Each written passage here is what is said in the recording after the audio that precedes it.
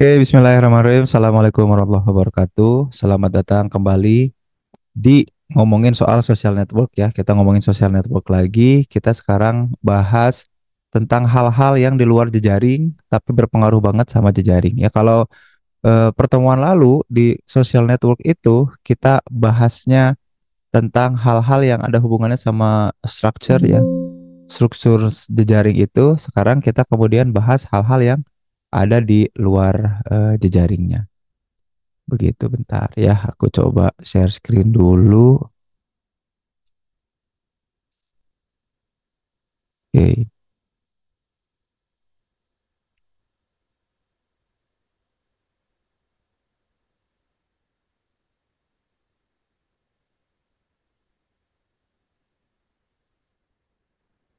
Nah, sudah terlihat ya.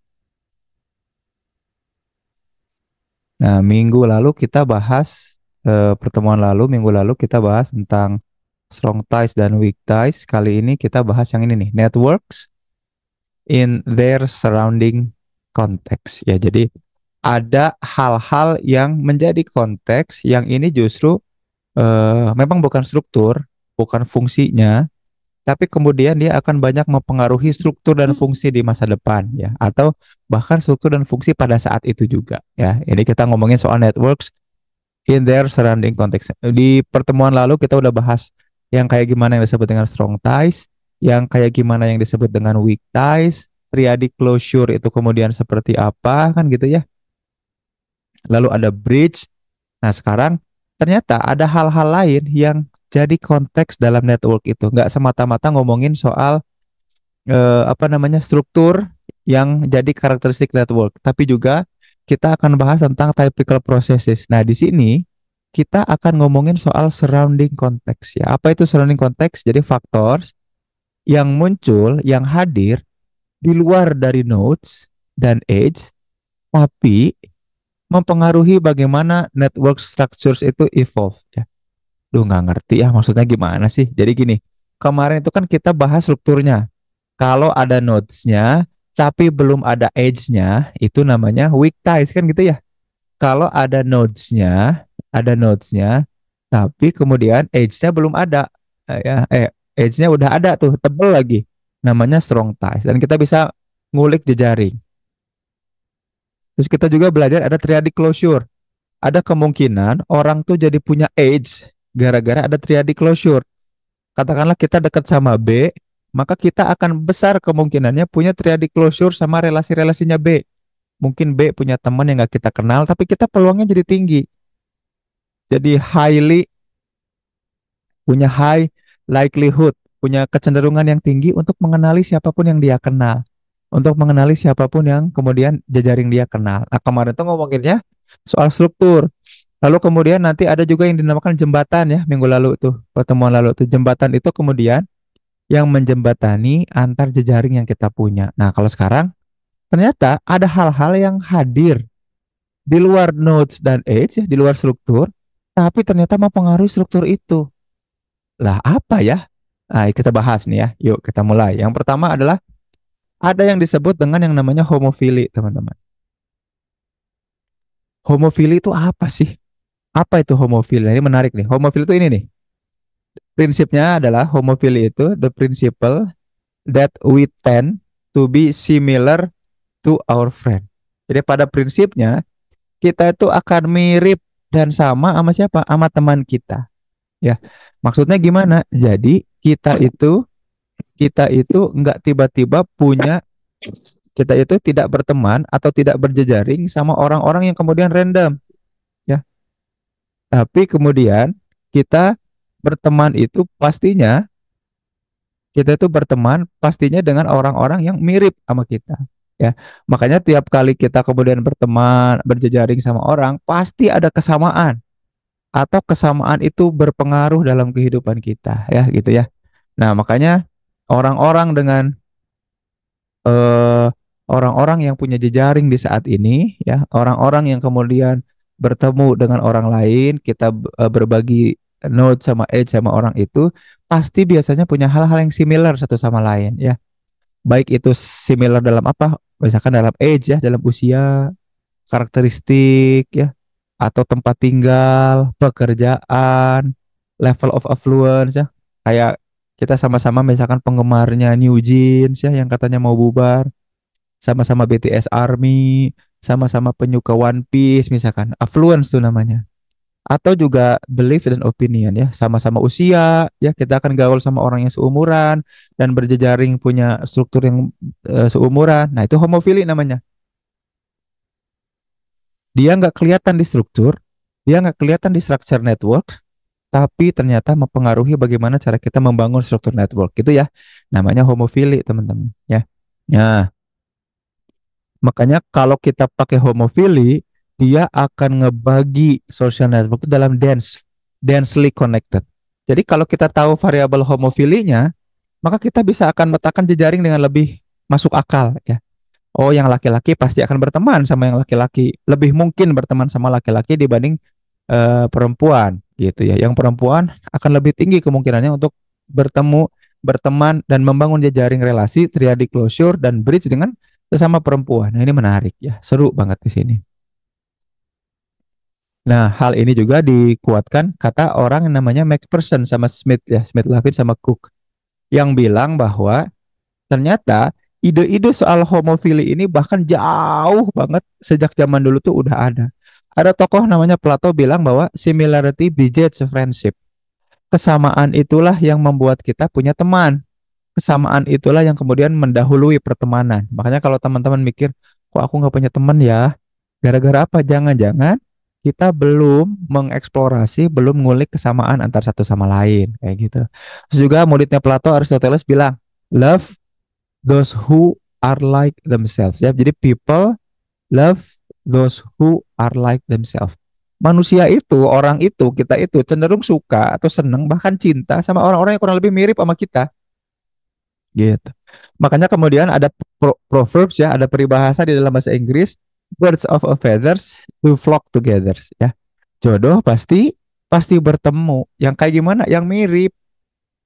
Jadi kalau pengen eh apa namanya jodoh pasangan yang baik-baik ya kita juga harus jadi orang yang baik-baik kan kurang lebih seperti itu ya. Nah, homophilia itu provide us with a first fundamental illustration of how a network surrounding context can drive the formation of its links ya.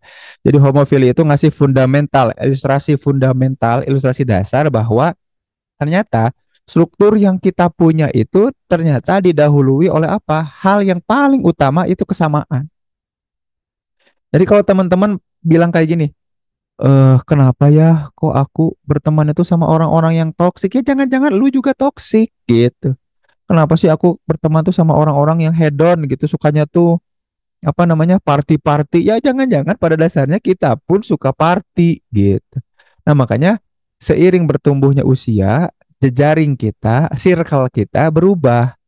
Karena apa? Karena kita akan masuk ke dalam circle-circle atau relasi yang membuat kita merasa belong. Makanya lagi ada jurnal baru nih, aku lagi seneng banget baca jurnal itu namanya Belongingness ya. Belonging Journal itu bagus banget. Seru kenapa? Karena nunjukin fundamental dasar bahwa apa ternyata surrounding context yaitu homofili itu ngasih atau mendorong bagaimana cara kita berjejaring sama orang lain ya. Jadi friendship itu jadi katakan lagi deh mungkin ini kalimatnya kan bilang kayak gini. Mungkin pertemanan itu hadir gara-gara kita masuk di satu kampus yang sama. Katakanlah teman-teman lagi masuk di kampus yang sama, satu jurusan yang sama, di satu kelas yang sama. Tapi setelah itu formasi circle-nya, jejaringnya akan bergantung dari kesamaan. Ya, teman-teman ada di kelas yang sama bersama 40 orang, tapi circle-nya 4 atau 5 orang, pasti orang-orang yang kurang lebih mirip. Sama-sama berkacamata, sama-sama pakai kerudung, sama-sama tinggi badannya, dan lain-lain. Ya, itu namanya contextual factor beyond the network of itself, gitu.